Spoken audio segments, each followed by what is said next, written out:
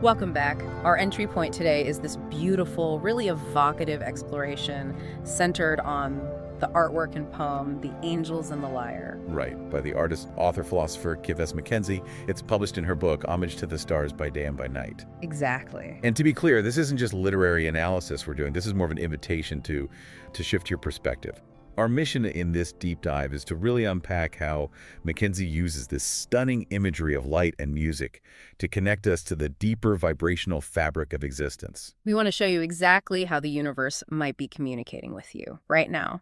Okay, so let's start with the scene MacKenzie sets in the poem.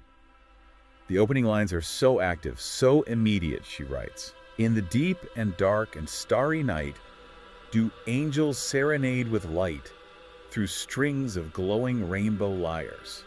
That imagery, right off the bat, it completely reframes our typical understanding of angels. Yeah, they're not just sitting on clouds. No, not at all. They aren't static, meditative figures. They're dynamic participants. They're musicians, sure, but MacKenzie calls them artists of light.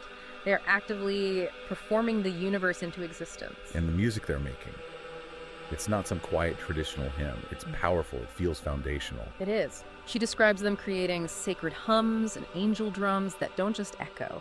They vibrate forth with cosmic frequencies of sound. So, just from that opening, we get the central premise. You do. The idea that existence is not silent. It's not mechanical or passive. It is an act of ongoing, vibrant musical creation. The fundamental reality, then, in her view, is this vibrational energy. Constantly expressing itself through light and sound. And what's so fascinating is that as modern as that language sounds, cosmic frequencies, Yeah. MacKenzie is tapping into this ancient well of philosophical thought that has been asking this exact question for thousands of years. That's the perfect bridge, because this isn't a new idea, it's a new expression of a very old one. Exactly. If we connect this to the bigger picture, Mackenzie's poem is really a modern continuation of one of the most foundational Western philosophical ideas about the cosmos. You mean Musica Universalis, the music of the spheres? The music of the spheres, yeah. We hear that phrase a lot, but it's worth asking what it really meant. So what was it? Well, the concept emerged most famously from Pythagoras around the 6th century BC. And Pythagoras was obsessed with ratios. He discovered that musical harmony, the perfect octave, the fifth, could all be reduced to these simple whole number ratios. Like 2.1 for an octave, that kind of thing. Precisely. So his logic was, if music, which speaks to the soul, is based on mathematical perfection, then the ultimate reality, the cosmos, must also be mathematical. And therefore musical. And therefore musical. The planets and stars, through their vast, geometrically perfect orbital movements, they weren't creating noise, but a constant, inaudible symphony of mathematical harmony. Wow. So the music wasn't sound, it was the order itself. The mathematical pattern was the harmony. Okay, if this harmony is so foundational, if the universe is fundamentally musical, why can't we hear it? Why can't we access it? That was the puzzle for the ancients. I mean, Plato and Aristotle debated this too. The prevailing theory was that we are so immersed in it, in this constant perfect harmony, that we simply can't hear it. Like living next to a waterfall. Eventually you just tune it out. You stop registering the sound, it becomes the background reality. Exactly. And that's the bridge MacKenzie creates. She suggests that we need to actively seek that silence again. We need to, and this is her phrase, quiet ourselves enough to attune to that celestial orchestra. So it's an act of interior focus. You have to adjust your own awareness to hear what's always playing. Yes. And that need for adjustment brings us to maybe the most striking part of the poem for me. The synesthesia. The synesthesia. Yeah. The blending of the senses. She says the angels serenade with light, the light is the sound, and the sound is the light. Which is something our brains don't normally do. Not at all. She's arguing for a deeply unified reality, one where the separation between our senses is just. It's a trick of our biology. In our everyday experience, we compartmentalize everything. We see a rainbow, we hear a note. They're two different inputs. Right. But the deep synthesized truth, which is actually affirmed by modern physics, is that light and sound are both manifestations of the same phenomena. Waves, vibrations, frequencies. All just waves. So if you were to go down to the quantum level where that separation dissolves, you'd see that a note and a color are both just ways of measuring how fast something is oscillating. That's the key takeaway, isn't it? That's it. Think of frequency as cycles per second. A sound wave with a high frequency is high-pitched. A light wave with a high frequency, a high rate of oscillation, appears blue or violet. The difference is just the medium and the sheer scale of the frequency. So the angels aren't choosing between light and sound. They're showing us that existence is a single, unified, vibrational thing that we just happen to perceive through two different senses. Which leads us perfectly to the visual centerpiece of the poem. The rainbow lyres. Yeah. I mean, the rainbow itself is such powerful imagery because a rainbow is what happens when white light, the fullness of the spectrum, is refracted and broken down. It is, quite literally, visible frequency data. Each color, from red to violet, represents a different wavelength, a different measurable frequency. So you could say each color is a different note in the visible spectrum. You absolutely could. So by playing the rainbow lyres, the angels are playing across the entire visual and auditory spectrum all at once. They're channeling the fullness of divine creativity. It's a complete instrument. And it's not just a complete instrument, it's an accurate one. MacKenzie writes that the lyres are fine-tuned to the holy fires. That line implies, well, a level of meticulous precision. What are the holy fires in this context? What does that mean? I think the holy fires represent that primordial creative force, the initial spark of divinity that generated all energy and all matter. A big bang, maybe? So to be fine-tuned to that means the instruments are perfectly aligned with the source frequency of creation itself. It's not random noise, it's perfect, clean data coming straight from the wellspring. And that matters to us. Why? Because if the instrument is perfectly tuned to the source, then the signal we receive is the most direct, potent, and intended information about the universe. It's the highest quality communication available. The performance has precision. which implies it also has purpose. It has to have purpose. It's an intentional broadcast. And that brings us to the directional part of the poem. Yes. I want to focus on this one line. Designed to guide us, starlight bound. That word, design, that's the hinge the whole poem swings on. That is the essential insight. That word changes everything. This isn't accidental. There's an intentional relationship where beauty, light, and music are the mediums used to direct us.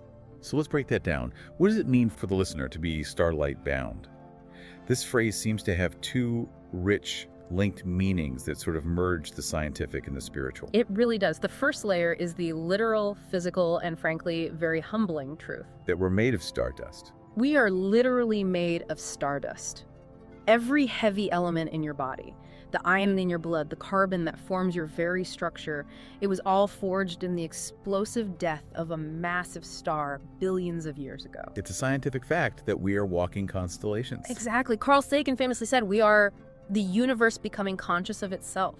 So to be starlight bound in that sense is just to acknowledge that our material origin is fully cosmic. We belong to the stars. Okay, so that's the first layer. What's the second? The more destiny-driven one. That's the spiritual trajectory. If the first meaning says we came from the stars, the second meaning says we are moving toward the stars or toward the light. It means recognizing that we are not isolated individuals, but conscious notes in the grand symphony who have a spiritual purpose within that cosmic movement. To be guided starlight bound means moving toward the recognition of our true illuminated home, away from separation and toward unity. That yearning for unity and home, I mean, that idea of creation as a love song that guides us, that has such deep historical roots. Oh, absolutely. MacKenzie is using modern language, but she's standing on the shoulders of mystics. Who else talked about this? Well, you see these mystical echoes everywhere. Think about Rumi, the 13th century Persian poet.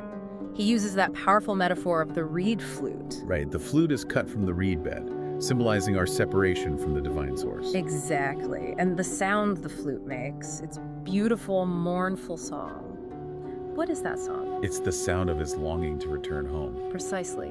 That beautiful song is the frequency of separation and yearning. Rumi's idea is identical to MacKenzie's. The universe communicates through this painful, beautiful melody that reminds us of where we belong and calls us back. And it's not just in the East. You see it in the West, too, with figures like Hildegard of Bingen. The German abbess and composer, Hildegard, went even further. She envisioned creation itself as a grand, organized, cosmic symphony composed by God. Where everything had a part to play. Everything. From the smallest blade of grass to the movement of the planets, everything had a necessary part in this divine composition. And disruption, or sin, or confusion was simply falling out of tune with the cosmic pitch. So whether you're reading Rumi, Hildegard, or MacKenzie, the core idea persists. Our physical reality is permeated by a perfect, harmonic communication that is guiding us home. It connects the Pythagorean math to the Sufi emotion. which brings us back down to earth. And specifically to your daily experience. This poem really challenges us to redefine our moments of profound aesthetic connection. Because we often just dismiss them, right, as subjective pleasantness. A powerful piece of music or a breathtaking sunset is nice, but we just stop there. MacKenzie says, no, what if those aren't just pleasant experiences? What if they're genuine glimpses of a deeper reality? What if that moment when music brings tears to your eyes or the stars just overwhelm you with silence? What if that is the universe intentionally breaking through our everyday consciousness? Using the language of perfect, calibrated light and sound to remind us of those sacred frequencies. And this is where the choice comes in for you, the listener. It's an active choice. We can choose to perceive the world as inert, mechanical, silent, just a series of accidental collisions, or we can actively attune ourselves. We can look with fresh eyes and listen with an expectation for those sacred frequencies. It's about assuming the guidance system is always on. It is. The angels are still serenading. The rainbow lyres are still perfectly tuned to the source. The critical question isn't whether the universe is singing, But whether you are choosing to listen. yes. So, the final synthesis of our deep dive into the Angels and the Lyre is really this. MacKenzie's work serves as this powerful reminder that our existence is not arbitrary. We are not isolated. We are, in every vibrational sense, beloved participants in a cosmic symphony, constantly, actively, and intentionally guided always toward the light. The cosmic frequencies are always active, always providing direction through vibrating light and sound. That angelic music, those soft and gentle sacred hums, they're always playing. The broadcast is constant. If it's always present, what changes in the system when we become fine-tuned?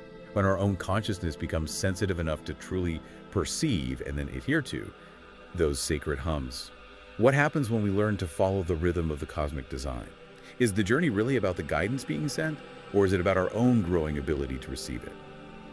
Tonight, when you step outside, don't just feel the beauty. Ask yourself, what specific note is this moment hitting? And then quiet your mind and just listen. Thank you for joining us on this deep dive.